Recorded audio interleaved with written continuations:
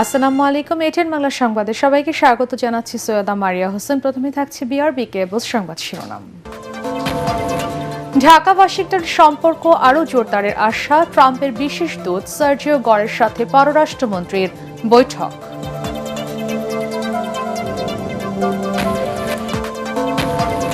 বাংলাদেশি কর্মীদের জন্য আবারও খুলছে মালয়েশিয়ার শ্রম বাজার, জানালেন মাহদি আমিন। আগস্টের শেষে যাবে প্রথম ব্যাচ।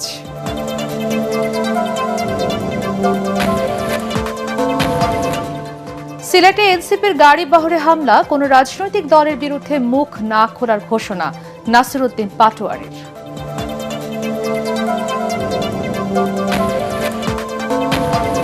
জুলাই যোদ্ধা সেজে চলছে দুর্নীতি, মন্তব্য মির্জা ফখরুলের।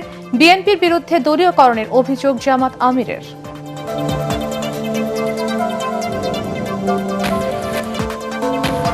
এবং টানা গ্যাস সংকটে দিশেহারা নগরবাসী, পরিস্থিতি উত্তরণে সরকারকে দ্রুত ব্যবস্থা নেওয়ার তাগিদ।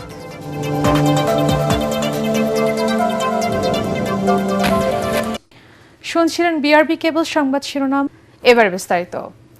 ওয়াশিংটন ঢাকা সম্পর্ক সামনে এগিয়ে নিতে প্রেসিডেন্ট ডোনাল্ড ট্রাম্পের বিশেষ দূত সার্জিও গরের সাথে ইতিবাচক আলোচনা হয়েছে বলে জানিয়েছেন পররাষ্ট্রমন্ত্রী ডক্টর খলিলুর রহমান। রাজধানীতে রাষ্ট্রীয় অতিথি ভবন পদ্মায় বৈঠক শেষে মন্ত্রী আরও জানান, বৈঠকে ব্যবসা বাণিজ্য, রোহিঙ্গা সংকট এবং জ্বালানি সহযোগিতা নিয়ে ফলপ্রসূ আলোচনা হয়েছে। তবে ভূ রাজনীতি কিংবা দেশের অভ্যন্তরীণ রাজনীতি নিয়ে কোনো আলোচনা হয়নি। এদিকে এক্স হ্যান্ডেলে এক বার্তায় গর জানিয়েছেন, দুদেশের সম্পর্ক আরও মজবুত করতে আলোচনায় ইতিবাচক অগ্রগতি হয়েছে। ইমদাদুল্লাহ বাবুর রিপোর্ট। মার্কিন প্রেসিডেন্ট ডোনাল্ড ট্রাম্পের বিশেষ দূত সার্জিও গোরের ঢাকা সফরকে ঘিরে বেশ কিছুদিন ধরেই সরগরম ছিল কূটনৈতিক পাড়া। প্রধানমন্ত্রীর চীন সফরের প্রায় ১.৫ মাসের মাথায় তার এই আগমন নিয়ে চলছিল নানা বিশ্লেষণ। তবে সব জল্পনা কল্পনার অবসান ঘটিয়ে সফর সম্পর্কে জানা গেল, মূলত দ্বিপাক্ষিক সহযোগিতা বাড়াতেই ঢাকায় এসেছেন মার্কিন এই হাই প্রোফাইল কূটনীতিক। বৃহস্পতিবার ঢাকায় আসার পর রাষ্ট্রীয় অতিথি ভবন পদ্মায় পররাষ্ট্রমন্ত্রী ডক্টর খলিলুর রহমান এবং প্রধানমন্ত্রীর উপদেষ্টা হুমায়ুন কবিরের সাথে রুদ্ধদ্বার বৈঠক করেন সার্জিও গোর। দীর্ঘ প্রায় ২ ঘণ্টা চলে দুই পক্ষের আলোচনা। পরে পররাষ্ট্র মন্ত্রণালয়ে বিশেষ এই সফর প্রসঙ্গে সাংবাদিকদের মুখোমুখি হন পররাষ্ট্রমন্ত্রী। তিনি জানান, ব্যবসা বাণিজ্য এবং রোহিঙ্গা সংকটই ছিল তাদের আলোচনার মুখ্য বিষয়। বাংলাদেশের সঙ্গে যুক্তরাষ্ট্রের সম্পর্কের বিভিন্ন দিক আলোচনা করেছি। তার মধ্যে বাণিজ্য বলেন, ইনভেস্টমেন্ট বলেন, এনার্জি বলেন, অভিবাসন বলেন, সব বিষয়ে আলোচনা হয়েছে। কিন্তু স্বল্প পরিসরে আপনি তো ডিটেইল আলোচনা করতে পারেন না। আমাদের সম্পর্কের অভিমুখ অত্যন্ত ইতিবাচক এবং আগামীতে আমরা এটার উপর বিল্ড করব। বাংলাদেশের উপর যুক্তরাষ্ট্রের নির্ধারিত শুল্ক নিয়েও আলোচনা হয়েছে বলে জানান তিনি। অন্যরা 12 পেয়েছে, 12.5 পেয়েছে, আমরা 10 পেয়েছি। সেই সঙ্গে আরেকটা জিনিস পেয়েছি যেটার কথা কেউ বলছে না। এই যে জামা কাপড় আমরা বানাই, এটা যদি আমেরিকান তুলা বা ফাইবার দিয়ে বানাই, this is basically A transformed American cotton. তো আপনারা কেন এর উপরে শুল্ক ধার্য করবেন? এবং তারা এবার আমাদেরকে তার জন্য একটা ডিসপেন্সেশন দিয়েছে, যে একটা ট্যারিফ কোটা সিস্টেম করেছে যাতে করে আমরা আরও অধিকতর মার্কেট অ্যাক্সেস পাই। পররাষ্ট্রমন্ত্রী আরও জানান, ভূ রাজনীতি কিংবা বাংলাদেশের অভ্যন্তরীণ অংশগ্রহণমূলক রাজনীতি প্রসঙ্গে কোনো আলোচনা গোরের সাথে হয়নি। মায়ানমারের উপর চাপ ইত্যাদি বিষয়ে আমরা আলোচনা করিনি। আমরা আশা করব যে যুক্তরাষ্ট্রের সাহায্য অব্যাহত থাকবে। ইন্দো প্যাসিফিক নিয়ে আলোচনা হয়, আওয়ামী লীগ সম্পর্কে কোনো আলোচনাই হয়নি। মিয়ানমারের রাখাইন রাজ্যে জাতিসংঘের তত্ত্বাবধানে মানবিক করিডোর নিয়ে আলোচনা হয়েছে কিনা এমন প্রশ্নের উত্তরে তিনি বলেন, বৈঠকে এই প্রসঙ্গ ওঠেনি। কখনোই বলে নাই। আপনারা গুজব শুনে সেটা ছড়াচ্ছেন। বাংলাদেশ চায়না কোনোদিন বলে নাই। বাংলাদেশ চায়না মিয়ানমার যে করিডোর নিয়ে আলোচনা, সেই প্রসঙ্গে তাদের পক্ষে কোনো কথা নাই। শুক্রবার কক্সবাজারে রোহিঙ্গা ক্যাম্প পরিদর্শন করবেন ঢাকায় সফররত মার্কিন দূত সার্জিও গোর। শনিবার প্রধানমন্ত্রী তারেক রহমানের সাথে সাক্ষাৎ শেষে দিল্লির উদ্দেশ্যে ঢাকা ছাড়ার কথা রয়েছে এই কূটনীতিকের। এত রাত জেগে থাকার জন্য। ইমদাদুল্লাহ বাবু, এটিএন বাংলা, ঢাকা। আগস্টের শেষ সপ্তাহ থেকে ফের খুলছে মালয়েশিয়ার শ্রমবাজার। প্রথম ধাপে বাংলাদেশি কর্মীদের প্রথম ব্যাচ মালয়েশিয়া যাওয়া শুরু করবে কুয়ালালামপুরে বাংলাদেশ হাইকমিশনে আয়োজিত সংবাদ সম্মেলনে এ তথ্য জানান প্রধানমন্ত্রীর উপদেষ্টা মাহদি আমিন। তিনি জানান, আগের সিন্ডিকেট ও অনৈতিক কর্মকাণ্ডে জড়িত রিক্রুটিং এজেন্সিগুলোকে বাদ দিয়ে স্বচ্ছ প্রক্রিয়ায় কর্মী পাঠানো হবে। বিস্তারিত জানাচ্ছেন জামিল হাসান শান্ত। দীর্ঘ প্রতীক্ষার পর অবসান ঘটতে যাচ্ছে মালয়েশিয়া শ্রমবাজার জটিলতার। সবকিছু ঠিক থাকলে আগস্টের শেষ সপ্তাহ থেকেই দেশটিতে বাংলাদেশি কর্মীদের প্রথম ব্যাচ যেতে শুরু করবে। আমরা খুব আনন্দের সাথে আপনাদেরকে জানাতে চাই যে আমাদের both countries now mutually agree to open this শ্রমবাজার immediately. কুয়ালালামপুরের বাংলাদেশ হাই কমিশনে আয়োজিত সংবাদ সম্মেলনে জানানো হয়, দ্রুত শ্রমবাজার চালু করতে একমত হয়েছে দুই দেশই। মালয়েশিয়ার সেক্টর ও সাব সেক্টরগুলোতে বাংলাদেশি কর্মীদের কাজের সুযোগ থাকবে। যারা ফ্যাসিবাদী কর্মকাণ্ডের সাথে জড়িত, যারা অনৈতিক কর্মকাণ্ড করেছিল, যারা সিন্ডিকেট অংশ হিসেবে দুর্নীতিতে ছিল, তাদেরকেও এই নতুন যে তালিকা হবে সেখানে থাকবেন না, এবং মালয়েশিয়ান অথরিটি সেটি সামনের দিনগুলোতে অত্যন্ত স্বল্প সময়ের মধ্যে কনফার্ম করবে। এ সময় স্বচ্ছ প্রক্রিয়া নিশ্চিত এবং খরচ কমাতে প্রথম ধাপে রাষ্ট্রীয় প্রতিষ্ঠান বোয়েসেলের মাধ্যমে কর্মী পাঠানোর অনুরোধ জানানো হয়। আমাদের মূল উদ্দেশ্য যত দ্রুত সম্ভব বাংলাদেশ থেকে নিয়মতান্ত্রিক জটিলতা কমিয়ে এফিশিয়েন্টলি একটা স্বচ্ছ প্রক্রিয়ার মাধ্যমে অভিবাসন ব্যয় কমিয়ে বাংলাদেশ থেকে মালয়েশিয়ার জনশক্তি রপ্তানিটাকে শুরু করা। অল্প সময়ের মধ্যেই মালয়েশিয়া কর্তৃপক্ষ পুরো বিষয়টি চূড়ান্ত করবে বলে আশা বাংলাদেশের। জামিল হাসান শান্ত, এটিএন বাংলা। হবিগঞ্জের পর এবার সিলেটের জাতীয় নাগরিক পার্টি এনসিপির গাড়ি বহরে 2 দফা হামলা হয়েছে। সিলেটের গোলাপগঞ্জে দলের উত্তরাঞ্চলের মুখ্য সংগঠক সার্জিস আলমের গাড়িতে হামলা চালানো হয়। এছাড়া এনসিপির সংসদ সদস্য মাহমুদা মিতু ও আতিকুর রহমান মুজাহিদের গাড়ি এবং 7 শহীদ পরিবারের সদস্যদের বহন করা গাড়িও হামলার শিকার হয়। এনসিপির পক্ষ থেকে এসব অভিযোগ করা হয়েছে। সিলেট থেকে ইকবাল মুন্সির রিপোর্ট জানাচ্ছেন জাহিদুল আলম। হবিগঞ্জের পর এবার সিলেটে জাতীয় নাগরিক পার্টি এনসিপির গাড়িবহরে 2 দফা হামলার ঘটনা ঘটেছে। বৃহস্পতিবার দুপুর 3টার দিকে সিলেটের গোলাপগঞ্জে এনসিপির উত্তরাঞ্চলের মুখ্য সংগঠক সার্জিস আলমকে বহনকারী গাড়িতে হামলা চালানো হয়। এই হামলায় ছাত্র দলকে দায়ী করেছেন সার্জিস। এছাড়াও এনসিপির সংসদ সদস্য মাহমুদা মিতু, আতিকুর রহমান মুজাহিদ এবং 7 শহীদ পরিবারের সদস্যদের বহন করা গাড়িও হামলার শিকার হয়েছে বলে অভিযোগ করা হয়। প্রশাসন ছিল এখানে পক্ষপাতমূলক। প্রথমে একটু নীরব দেখছিলাম, পরে দেখলাম পক্ষপাতমূলক হয়ে গেল। এমপির কথা অনুযায়ী প্রশাসন সিদ্ধান্ত নেয়, সরকারের কথা অনুযায়ী প্রশাসন সিদ্ধান্ত নেয়। পরে সিলেটে রক্তাক্ত জুলাই স্মরণে আয়োজিত আলোচনা সভায় দলের আহ্বায়ক নাহিদ ইসলাম বলেন, ফ্যাসিস্ট সরকারের আদলেই হামলা চালিয়েছে বিএনপি। সরকার সংস্কার চাচ্ছে না, সরকার কোনো ধরনের গণতান্ত্রিক পরিবর্তন করতে দিবে না, এবং কোনো রাজনৈতিক শক্তি নতুন করে উত্থান ঘটুক সেটাও চাচ্ছে না। একইভাবে পুরনো কায়দা বিরোধী দলকে আক্রমণ করা হচ্ছে, হামলা করা হচ্ছে। খালেদা জিয়ার গাড়ি বহরে যেভাবে সন্ত্রাসীরা হামলা করেছিল, একই কায়দায় কিন্তু তারা এখন আমাদের গাড়ি বহরে হামলা করে। এদিকে আগামীতে কোনো রাজনৈতিক দলের বিরুদ্ধে মুখ না খোলার ঘোষণা দিয়েছেন যুগ্ম সমন্বয়ক নাসির উদ্দিন পাটোয়ারি। আমাকে তো হামলা করা হয়, তারা একটা জাস্টিফিকেশন দিয়েছে যে আমি কথা বলি নাকি, এই জন্য আমি আজকে থেকে আর কোনো কথা বলবো না, চুপ থাকবো। পুরো বাংলাদেশে দেখি ওনারা কতটুকু বাড়তে পারে, কতটুকু যাইতে পারে, আমরা সেই মাত্রাটা দেখব। Bureau report, ATN Bangla. আমাদের গাড়িটাতে করছে। সমাজের কিছুই পরিবর্তন হয়নি, ঘুষ দুর্নীতির সাথে জড়িতরাই এখন ভোল পাল্টে জুলাই যোদ্ধা বনে গেছে বলে মন্তব্য করেছেন স্থানীয় সরকার মন্ত্রী মির্জা ফখরুল ইসলাম আলমগীর। জুলাই শহীদ দিবস উপলক্ষে রাজধানীতে তথ্য ও সম্প্রচার মন্ত্রণালয়ের আলোচনা সভায় তিনি বলেন, পরিবর্তনের মানসিকতা তৈরি করতে না পারলে জুলাই অভ্যুত্থানের উদ্দেশ্য বাস্তবায়িত হবে না। প্রধানমন্ত্রী তারেক রহমানের পরিবর্তনের উদ্যোগ সফল করতে সবাইকে সমর্থনের আহ্বানও জানান মির্জা ফখরুল। কামরুজ্জামান রাজীবের রিপোর্ট। রাজধানীর তথ্য ভবন মিলনায়তনে তথ্য ও সম্প্রচার মন্ত্রণালয় আয়োজিত রক্তাক্ত জুলাইয়ের স্মৃতি বিজড়িত আলোকচিত্র প্রদর্শনীর উদ্বোধন করেন এলজিআরডি মন্ত্রী মির্জা ফখরুল ইসলাম আলমগীর।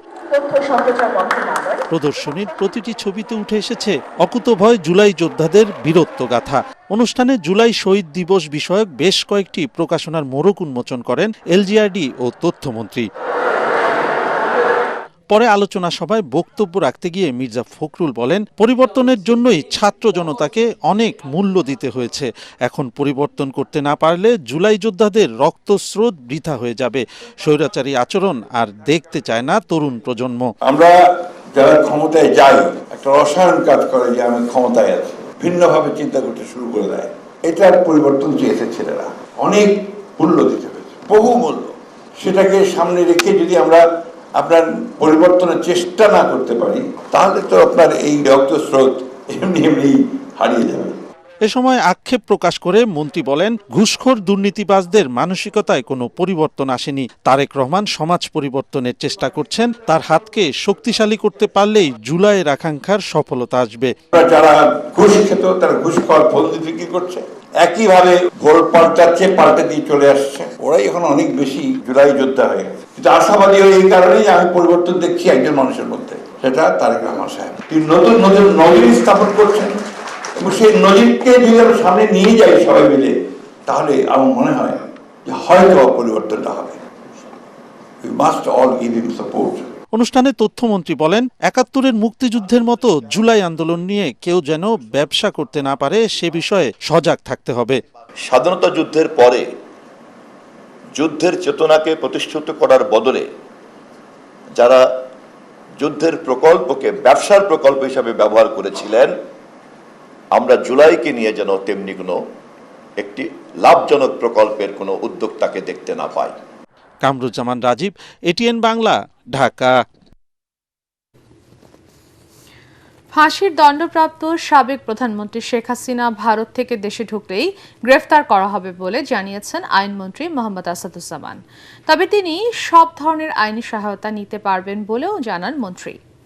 সচিবালয়ে তিনি আরও বলেন, রাষ্ট্রপতি নির্বাচনে যথেষ্ট সময় আছে, তাই আগস্টে সংসদের বিশেষ অধিবেশন ডাকার প্রয়োজন নেই। রিপোর্টে জানাচ্ছেন মাহবুব কবির চপল।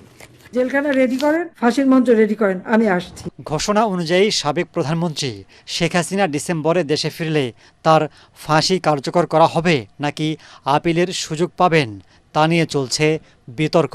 গত বছর 17 নভেম্বর মানবতাবিরোধী অপরাধে তার মৃত্যুদণ্ড দেয় আন্তর্জাতিক অপরাধ ট্রাইব্যুনাল। 30 দিনের মধ্যে আপিলের বিধান থাকলেও তিনি সেটা করেননি। ট্রাইব্যুনালে মৃত্যুদণ্ডপ্রাপ্ত আরেক আসামি জামাত নেতা আবুল কালাম আজাদ 13 বছর পর বিদেশ থেকে দেশে ফিরে স্বরাষ্ট্র মন্ত্রণালয়ের মাধ্যমে সাজা স্থগিত করে আপিল করেন। শেখ হাসিনাও সে সুযোগ পাবেন কিনা তা সরকারের বিষয় বলে মত দিয়েছেন আইন বিশেষজ্ঞরা। আইনমন্ত্রী বলছেন, তিনি দেশে ফিরলে আইন মোতাবেকই সব কিছু করা হবে। একজন ফাঁসির আসামি হলেও সে যদি বাংলাদেশের নাগরিক হয়, বাংলাদেশে আইনের প্রতি শ্রদ্ধা দেখিয়ে বাংলাদেশে এসে সারেন্ডার করতে চায়, সেখানে হয়তো তার সারেন্ডারের আগেই অ্যারেস্ট হবে, কিন্তু তার সেই তো অধিকার তো আছে। আসলে আসবেন, আইন তার নিজস্ব গতিতে চলবে, সেখানে তো আমাদের আইনের ব্যত্যয় করে আমরা কিছু করব না। উনি কিভাবে আসবেন এটা ওনার সমস্যা, এটা আমার সমস্যা না। আমাদের এটা হলো আমার চৌহদ্দির মধ্যে যখন ঢুকবেন, সেই চৌহদ্দিতে ঢুকলে আইন যেটা আমাকে ক্ষমতা দিচ্ছে আমি আইনের প্রয়োগটা করব। আইনমন্ত্রী কথা বলেন, রাষ্ট্রপতি নির্বাচন নিয়েও সংবিধানের 123-এর 1 অনুচ্ছেদ অনুযায়ী আগামী 21 অক্টোবরের মধ্যে নতুন রাষ্ট্রপতি নির্বাচিত করতে হবে। সেজন্য সংসদ অধিবেশন প্রয়োজন। আইন অনুযায়ী আগামী 13 সেপ্টেম্বরের মধ্যে সংসদের 3য় অধিবেশন শুরু করবার সুযোগ রয়েছে। তাই আগস্টে বিশেষ অধিবেশন ডেকে রাষ্ট্রপতি নির্বাচিত করবার দরকার নেই বলে মনে করছেন আইনমন্ত্রী। প্রশ্ন এসেছিল যে আমরা বিশেষ অধিবেশন ডাকবো কিনা। তো 90 দিন যেহেতু সময় আছে, আর আমার নেক্সট অধিবেশন 60 দিনের মধ্যে ডাকতে হবে। গত অধিবেশন শেষ হওয়ার থেকে আগামী অধিবেশন পর্যন্ত 60 দিনের মধ্যে আমার ডাকতে হবে। সুতরাং এই দুইটা টাইম যেহেতু ম্যাচ করছে, আমি সে কারণে বলছি বিশেষ অধিবেশনের আপাতত প্রয়োজনীয়তা দেখছি না। যদি সরকার মনে করে নিশ্চয়ই ডাকতে পারেন। আইনমন্ত্রী জানান, দেশে 45 লাখ মামলার জট রয়েছে। এগুলো দ্রুত নিষ্পত্তিতে বিভিন্ন উদ্যোগ নিয়েছে সরকার। এই বোঝাটা কিভাবে নিরসন করা যায়। মাহবুব কবির চপল, এটিএন বাংলা, ঢাকা। 3 প্রতিবন্ধী ব্যক্তির হাতে নিয়োগপত্র তুলে দিয়েছেন প্রধানমন্ত্রী তারেক রহমান। সচিবালয়ের নিজ কার্যালয়ে তাদের হাতে নিয়োগপত্র তুলে দেন তিনি। গাইবান্ধা জেলার বিয়াম ল্যাবরেটরি স্কুলের সুপারভাইজার পদে সাঘাটা উপজেলার আয়েশা আক্তার, জাতীয় প্রতিবন্ধী উন্নয়ন ফাউন্ডেশনে শিক্ষক পদে সিরাজগঞ্জের কামারখন্দ উপজেলার নীলা খাতুন এবং নড়াইল সদর উপজেলার হাসপাতালিকে সমাজ সেবা অধিদপ্তরের ইউনিয়ন সমাজকর্মী পদে নিয়োগ দেওয়া হয়েছে। কর্মসংস্থানের মাধ্যমে প্রতিবন্ধীদের আত্মনির্ভরশীল এবং সমাজের মূলধারায় সম্পৃক্ত করতেই সরকার এমন উদ্যোগ নিয়েছে। প্রধানমন্ত্রীর কাছ থেকে সরাসরি নিয়োগপত্র পেয়ে উচ্ছ্বসিত তারা।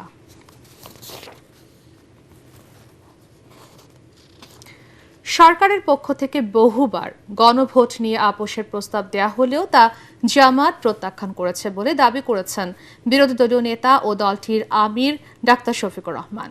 রাজধানীর কাকরাইলের ডিপ্লোমা ইঞ্জিনিয়ার্স ইনস্টিটিউটে জুলাই শহীদ পরিবার ও আহতদের সাথে মতবিনিময় সভায় তিনি এই কথা বলেন। অভিযোগ করেন, সব প্রতিষ্ঠানে নির্লজ্জভাবে দলীয়করণ করে কোটা প্রথা ফিরিয়ে আনছে বিএনপি। খায়রুল ইসলামের রিপোর্ট। গণঅভ্যুত্থানের শহীদ পরিবার ও আহতদের নিয়ে এই মতবিনিময় সভার আয়োজন করে জামায়াত ইসলামী ঢাকা মহানগর উত্তর ও দক্ষিণ। এতে জুলাই আন্দোলনে আহত ও শহীদ পরিবারের সদস্যরা চিকিৎসা পাচ্ছেন না বলে অভিযোগ করেন। জানান, দেশের বিভিন্ন স্থানে হামলা মামলার শিকার হচ্ছেন তারা। আমাদের জুলাই যোদ্ধারা আমাদের যখন তারা স্বাস্থ্য কার্ড নিয়ে হসপিটালগুলোতে যায় তখন বলে হয় জুলাই আবার কি। এ সময় জামায়াতের সেক্রেটারি জেনারেল মিয়া গুলাম পরোয়ার বলেন, গণভোটের রায় বাস্তবায়নের প্রশ্নে তিল পরিমাণ ছাড় দেওয়া হবে না। শহীদদের রক্ত কখনো বৃথা যায় না। জুলাই সনদের ভিত্তিতে অনুষ্ঠিত গণভোটের রায় কার্যকরের প্রশ্নে আমরা তিলমাত্র ছাড় দিতে প্রস্তুত নই। প্রধান অতিথির বক্তব্যে বিরোধী দলীয় নেতা ডাক্তার শফিকুর রহমান বলেন, সরকার সব জায়গায় দলবাজির মাধ্যমে বৈষম্যমূলক কর্মকাণ্ড করছে। আজকে সবই রয়ে গেল, সেই কোটা অত্যন্ত নিকৃষ্টভাবে এখন বাস্তবায়ন হচ্ছে। বিশ্ববিদ্যালয়ের জেলা পরিষদের প্রশাসক, তারপরে ব্যাংক, বীমা কর্পোরেশন, সরকারি বেসরকারি আধা সরকারি সেক্টর, সব জায়গায় এখন একদম নির্লজ্জ দলীয়করণ চলতেছে। এটাকে কোটা নয়।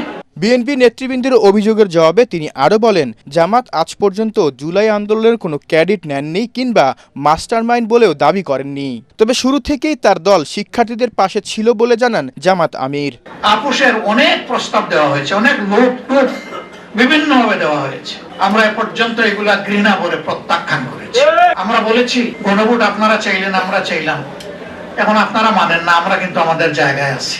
ফ্যাসিবাদ থেকে মুক্তি পেলেও দেশ আবারও অন্ধকারে নিমজ্জিত হচ্ছে উল্লেখ করে তিনি বলেন, জাতির সাথে প্রতারণা করে বিগত সরকারের পথে হাঁটছে বিএনপি। বড়ত্বের দম্বে অহংকারে কেউ যেন ফেটে না পড়ে। খায়রুল ইসলাম, এটিএন বাংলা, ঢাকা। এর উপর ক্ষুদ্র বাহিনীকে বিজয় দিয়েছে। শাপলা চত্বর হত্যাকাণ্ডে মানবতা বিরোধী অপরাধের মামলায় সাবেক মন্ত্রী আব্দুল লতিফ সিদ্দিকীকে গ্রেফতার দেখিয়ে কারাগারে পাঠিয়েছেন আন্তর্জাতিক অপরাধ ট্রাইব্যুনাল। বিচারপতি নজরুল ইসলাম চৌধুরীর নেতৃত্বাধীন ট্রাইব্যুনাল ২ এই আদেশ দেন, তার বিরুদ্ধে হেফাজতের সমাবেশ বন্ধ এবং হত্যাকাণ্ড চালাতে আওয়ামী লীগের বৈঠকে পরিকল্পনা এবং উস্কানির অভিযোগ রয়েছে। তবে তার ভাই বঙ্গবীর কাদের সিদ্দিকীর দাবি, উদ্দেশ্য প্রণোদিতভাবে লতিফ সিদ্দিকীকে আসামি করা হয়েছে। আইনি লড়াই চালিয়ে যাওয়ার কথা জানিয়েছেন তিনি। আরও জানাচ্ছেন হুমায়ুন চিস্তি। রাজধানীর মতিঝিল শাপলা চত্বর হত্যাযজ্ঞের মামলায় অভিযোগ আমলে নিয়ে গত সোমবার ক্ষমতাচ্যুত প্রধানমন্ত্রী শেখ হাসিনা সহ ৩১ পলাতক আসামির বিরুদ্ধে গ্রেপ্তারি পরোয়ানা জারি করে আন্তর্জাতিক অপরাধ ট্রাইব্যুনাল। ওই পরোয়ানার সূত্রে বুধবার সন্ধ্যায় গুলশানের নিজ বাসভবন থেকে সাবেক মন্ত্রী আব্দুল লতিফ সিদ্দিকীকে আটক করে গোয়েন্দা পুলিশ ডিবি। বৃহস্পতিবার দুপুরে ট্রাইব্যুনালে হাজির করা হলে শুনানির পর আদালত তাকে কারাগারে পাঠানোর নির্দেশ দেন। এ সময় নিজের ফাঁসির দাবি জানান লতিফ সিদ্দিকী। পরে আদালত কক্ষে পুলিশের সাথে তার বাকবিতণ্ডা হয়। এ সময় লতিফ সিদ্দিকীর ভাই বঙ্গবীর কাদের সিদ্দিকীও আদালতে উপস্থিত ছিলেন। একেবারে অন্যায়, উদ্দেশ্য প্রণোদিত এবং এটা একেবারে অচল। লড়বো, আইনে লড়াই যেভাবে লড়ে ঠিক সেভাবে। যদি উনি কোনো অপরাধের দায়ে যে অপরাধটা করেন নাই তার ফাঁসি হয়, আমরা সাদরে গ্রহণ করব। আমিও সেটা চাই।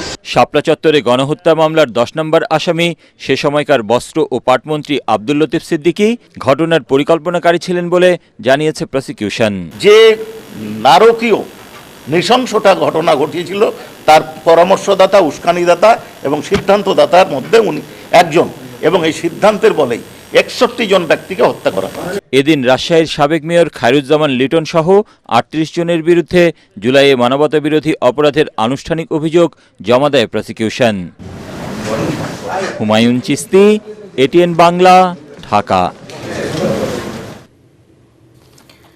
দেশ জুড়ে তীব্র গ্যাস সংকটে নাজেহাল সাধারণ মানুষ। শিল্প কারখানার পাশাপাশি এর প্রভাব পড়েছে পরিবহন ও আবাসিক খাতেও।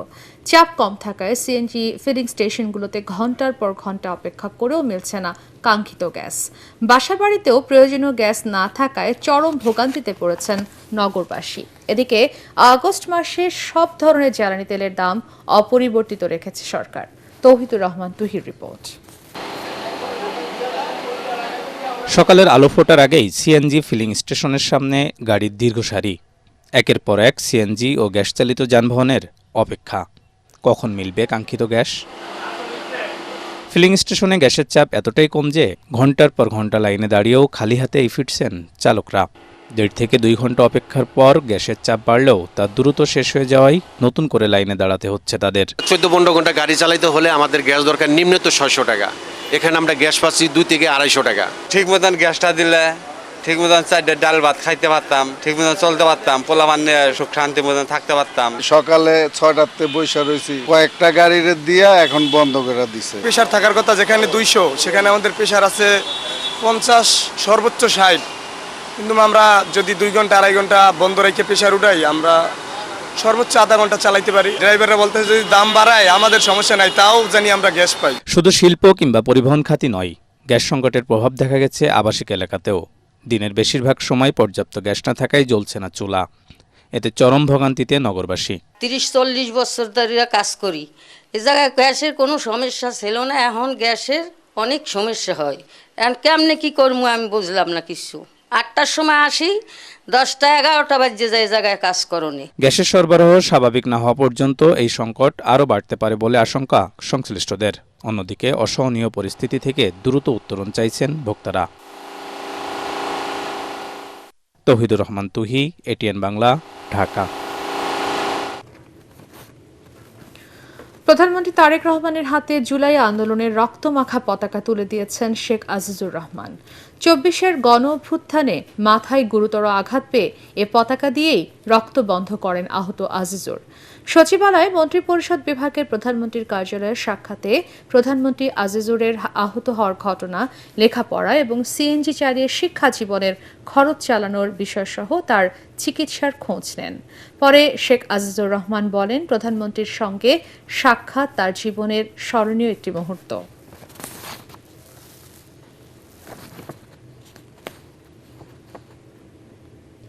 হজ ব্যবস্থাপনায় অনিয়ম ও দুর্নীতি সরকার বরদাস্ত করবে না বলে হুঁশিয়ারি দিয়েছেন বিমান প্রতিমন্ত্রী এম রশিদুজ্জামান মিল্লাত। রাজধানীর চীনমৈত্রী সম্মেলন কেন্দ্রে 3 দিন ব্যাপী জাতীয় হজ ও ওমরা মেলার উদ্বোধনী অনুষ্ঠানে একথা বলেন প্রতিমন্ত্রী। জানান, সরকার হজ এজেন্সি ও সংশ্লিষ্ট সবার সম্মিলিত প্রচেষ্টা ছাড়া শতভাগ ত্রুটিমুক্ত হজ ব্যবস্থাপনা নিশ্চিত করা সম্ভব নয়। তিনি আরও জানান, প্রধানমন্ত্রীর নির্দেশনায় হাজি ক্যাম্পে খাবারের মান উন্নত করার পাশাপাশি হাজিদের বিমান ভাড়াও কমানো হয়েছে।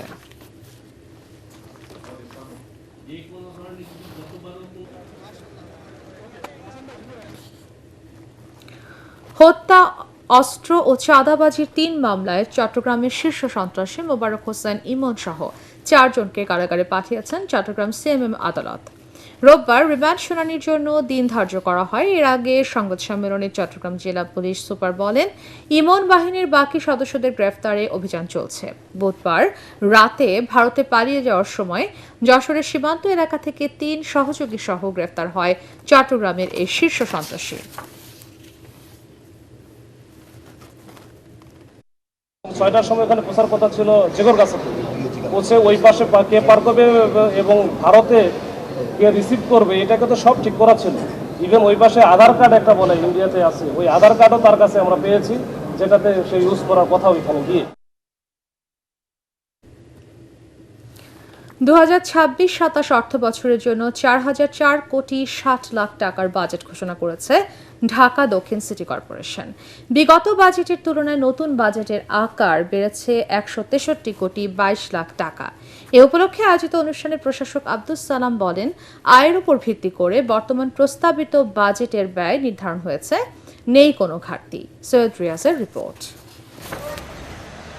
নগর ভবনে ঢাকা দক্ষিণ সিটি কর্পোরেশনের বাজেট ঘোষণা অনুষ্ঠানে প্রতিষ্ঠানের প্রশাসক আব্দুস সালাম বলেন, 2026-27 অর্থ বছরের প্রস্তাবিত বাজেটে প্রারম্ভিক স্থিতির পরিমাণ 730.93 কোটি টাকা। 2026-27 অর্থ বছরে এতে রাজস্ব আয়ের লক্ষ্যমাত্রা ধরা হয়েছে 1815.74 কোটি টাকা। উল্লেখ করে প্রশাসক বলেন, উচ্চাভিলাষী বড় অঙ্কের দিকে না যেয়ে এবার বাস্তবায়নযোগ্য যৌক্তিক বাজেট প্রণয়নের উপর জোর দেওয়া হয়েছে। ঢাকা দক্ষিণ সিটি কর্পোরেশন আর্থিক সক্ষমতা আরও সুদৃঢ় ও টেকসই করার লক্ষ্যে 2026-27 অর্থ বছরের জন্য একটি সুনির্দিষ্ট ও বাস্তবভিত্তিক রাজস্ব আহরণ পরিকল্পনা গ্রহণ করা হয়েছে। প্রস্তাবিত বর্তমান বাজেট কেবল আয় ব্যয়ের একটি হিসাব নয় জানিয়ে প্রশাসক আরও বলেন, বাজেটের প্রতিটি অর্থ সর্বোচ্চ স্বচ্ছতার মধ্য দিয়ে জনগণের কল্যাণে দক্ষতার সাথে ব্যয় করার চেষ্টা করা হবে। বাজেট বাস্তবায়নে ঢাকা মহানগরীর সর্বস্তরের জনগণের সহযোগিতা চান তিনি। বাজেট সম্মানিত নগরবাসীর উপর অতিরিক্ত কররোপ বা কর হার বৃদ্ধি না করে বরং সিটি কর্পোরেশনের নিজস্ব আয় বৃদ্ধির জন্য নতুন নতুন রাজস্ব খাত সৃষ্টি করা হয়েছে। ক্ষেত্রমতে বিভিন্ন অপ্রয়োজনীয় ব্যয় সংকোচন করা হয়েছে। বর্তমান সরকারের অধীনে ঢাকা সিটি কর্পোরেশনের প্রথম বাজেটে গত অর্থবছরের তুলনায় আকার বেড়েছে 163 কোটি 22 লাখ টাকা। দিতে হবে, তাকে অনুমতি দিতে হবে। সৈয়দ রিয়াজ, এটিএন বাংলা, ঢাকা। পূবালী ব্যাংক বাণিজ্য সংবাদ।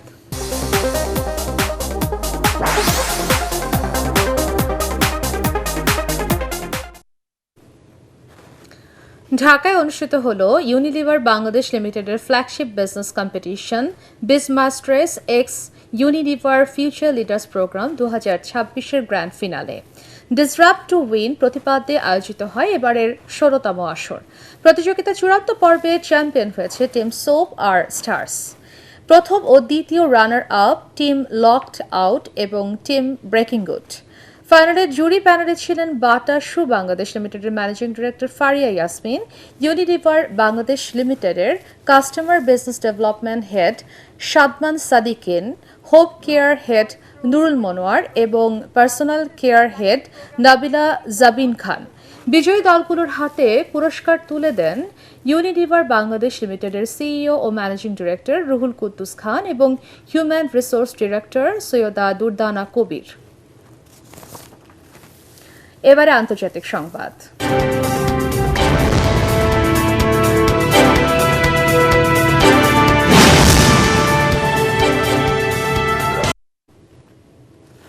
জর্ডানের একটি বিমান ঘাঁটিতে আইআরজিসির হামলায় কয়েকজন মার্কিন কর্মকর্তা ও কারিগরি কর্মী নিহত হয়েছে, এমন দাবি করেছে ইরান। এ সময় 3টি F-35 যুদ্ধ বিমান ধ্বংস এবং আরও 3টি ব্যাপকভাবে ক্ষতিগ্রস্ত হয়েছে। মার্কিন যুদ্ধ বিমান ও সরঞ্জাম লক্ষ্য করে ড্রোন ও ক্ষেপণাস্ত্র ছোড়া হয় বলে জানিয়েছে ইরানের সামরিক বাহিনী। তবে এখনও ওয়াশিংটনে এ বিষয়ে কোনো মন্তব্য করেনি। তেহরান জানায় বুধবার রাতে কেশম দ্বীপে মার্কিন হামলার জবাবে এই হামলা চালানো হয়। ইরানি রাষ্ট্রীয় গণমাধ্যম জানায় কেশম দ্বীপে মার্কিন হামলায় অন্তত 3 জন নিহত হয়েছিলেন। দেশের সব মানুষের পাশে সরকার আছে বলে জানিয়েছেন সমাজ কল্যাণমন্ত্রী অধ্যাপক ডাক্তার এজাডেম জাহিদ হোসেন। রাজধানীর বাংলাদেশ শিশু কল্যাণ পরিষদে দি দাউদি বোহরাস অব বাংলাদেশের উদ্যোগে নবনির্মিত project rise ward for child health কেয়ারের উদ্বোধনী অনুষ্ঠানে তিনি কথা বলেন। বিশেষ চাহিদা সম্পন্ন মানুষকে সঠিক থেরাপি ও চিকিৎসা দিলে তারা সমাজের মূলধারায় মিশে যেতে পারে উল্লেখ করে সরকারের পাশাপাশি বিত্তবানদের এগিয়ে আসার আহ্বান জানান তিনি।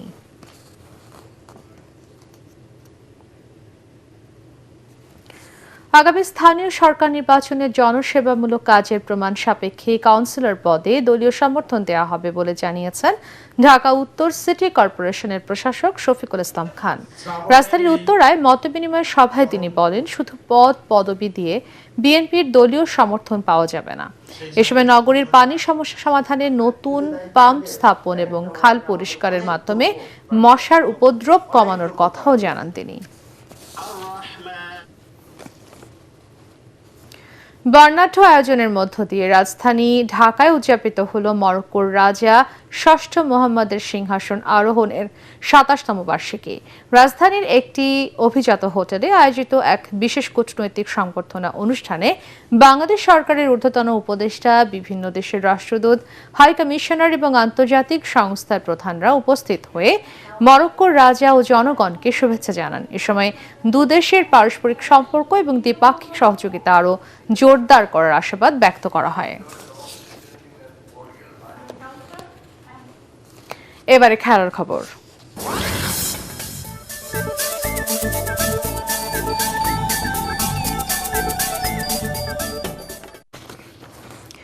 সামর্থ্যের সবটুকু দিয়ে অস্ট্রেলিয়ার বিপক্ষে টেস্টে ভালো করতে চায় বাংলাদেশ। দেশ ছাড়ার আগে মিরপুর শেরেবাংলা জাতীয় ক্রিকেট স্টেডিয়ামে সংবাদ সম্মেলনে কথা জানান অধিনায়ক নাজমুল হোসেন শান্ত। তবে 23 বছর পর খেলতে যে অস্ট্রেলিয়ার অচেনা পরিবেশের সঙ্গে মানিয়ে নিতে পারাটাকেই গুরুত্ব দিচ্ছেন বাংলাদেশের টেস্ট অধিনায়ক। পরাগারমানের রিপোর্ট। বিশ্ব ক্রিকেটে অস্ট্রেলিয়া অপরাজেয় শক্তি। টেস্ট র্যাঙ্কিংয়ের প্রথমে আছে তারা। নবম স্থানের দল বাংলাদেশের কাছে প্রতিপক্ষ হিসেবে অজিরা পাহাড় সমান। সে কথা মাথায় রেখেই বাংলাদেশ টেস্ট দলের অধিনায়ক নাজমুল হোসেন শান্ত দেশ ছাড়ার আগে অজিদের বিপক্ষে ভালো খেলার প্রত্যাশা করছেন। এই অস্ট্রেলিয়া সিরিজ নিয়ে সংবাদ সম্মেলন শান্ত জানান, দলের উপর সেই বিশ্বাস আছে তার। কোন প্লেয়ার থাকলে আরো বেটার হতো, এগুলো নিয়ে আসলে চিন্তা করাটা এখন আমার মনে হয় না যৌক্তিক হবে। আমার মনে হয় যে কত ভালো ক্রিকেট খেলতে পারি আমরা এই দলটা নিয়ে এবং এই দলের উপরে কতটুকু বিশ্বাস আমরা রাখতে পারি সেটা ইম্পর্টেন্ট। এই আত্মবিশ্বাসটা শান্ত পাচ্ছেন গত কয়েক বছরে দলের ধারাবাহিক পারফরমেন্স থেকে। আমার মনে হয় যে টেস্ট ক্রিকেটটা যেভাবে খেলতেছি লাস্ট কিছু বছর ধরে আমরা চেষ্টা করবো ওইভাবেই খেলার। এই জায়গাটা থেকে আমরা যেন নিচের দিকে না যাই, সামনে আরো কিভাবে ইমপ্রুভ করতে পারি, কত ভালো ক্রিকেট খেলতে পারি, এটাই মূল লক্ষ্য থাকবে। মনের কোণে টেস্ট জয়ের সুপ্ত বাসনা থাকলেও অজিদের কাছ থেকে শ্রদ্ধা আদায় করাটাই হলো এই সফরে বাংলাদেশের প্রধান উদ্দেশ্য। বাংলাদেশ দলের অধিনায়ক নাজমুল হোসেন শান্ত মনে করেন, উদ্বোধনী ব্যাটসম্যানরা ভালো সূচনা এনে দিতে পারলে ভালো কিছু করা সহজ। তবে অস্ট্রেলিয়ার পরিবেশের সঙ্গে মানিয়ে নিতে পারাটাই তাদের জন্য সবচেয়ে বড় চ্যালেঞ্জ। পরাগারমান, এটিএন বাংলা, ঢাকা। টঙ্গীর আর্চারি একাডেমির চারপাশের পরিবেশ এবং বর্জ্য ব্যবস্থাপনা নিয়ে অসন্তোষ জানিয়েছেন পানি সম্পদ প্রতিমন্ত্রী Farhad Hossain Azad. President's challenge cup archery ও জয়েন্ট ট্রেনিং প্রোগ্রামের উদ্বোধন অনুষ্ঠানে তিনি এই কথা জানান। একই সাথে দ্রুত এই সমস্যার সমাধানের আশ্বাস দেন প্রতিমন্ত্রী। 26 দেশের অংশগ্রহণে টঙ্গীতে শুরু হয়েছে এই জয়েন্ট ট্রেনিং প্রোগ্রাম। তবে মূল চ্যালেঞ্জ কাপে লড়ছে বাংলাদেশ সহ 17টি দেশ। 2032 অলিম্পিকে দেশের পদক উপহার দেওয়ার দৃঢ় প্রত্যয় ব্যক্ত করেন আর্চারি ফেডারেশনের নতুন সভাপতি কাজী রাজীব উদ্দিন চপল। 4 দিন ব্যাপী এই আন্তর্জাতিক আসরের পর্দা নামবে আগামী 2 আগস্ট। শেষ করার আগে বিআরবি কেবল সংবাদ শিরোনাম আরো একবার। ঢাকা ওয়াশিংটন সম্পর্ক আরো জোরদারের আশা। ট্রাম্পের বিশেষ দূত সার্জিও গরের সাথে পররাষ্ট্রমন্ত্রীর বৈঠক।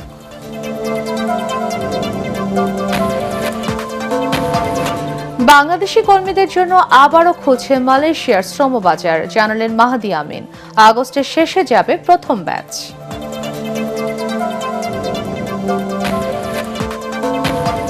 সিলেটে এনসিপির গাড়ি বহরে হামলা, কোন রাজনৈতিক দলের বিরুদ্ধে মুখ না খোলার ঘোষণা নাসিরউদ্দিন পাটোয়ারির।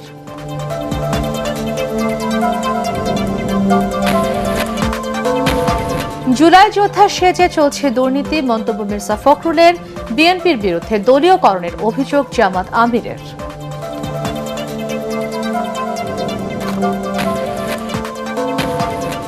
এবং টানা গ্যাস সংকটে দিশেহারা নগরবাসী, পরিস্থিতি উত্তরণে সরকারকে দ্রুত ব্যবস্থা নেওয়ার তাগিদ।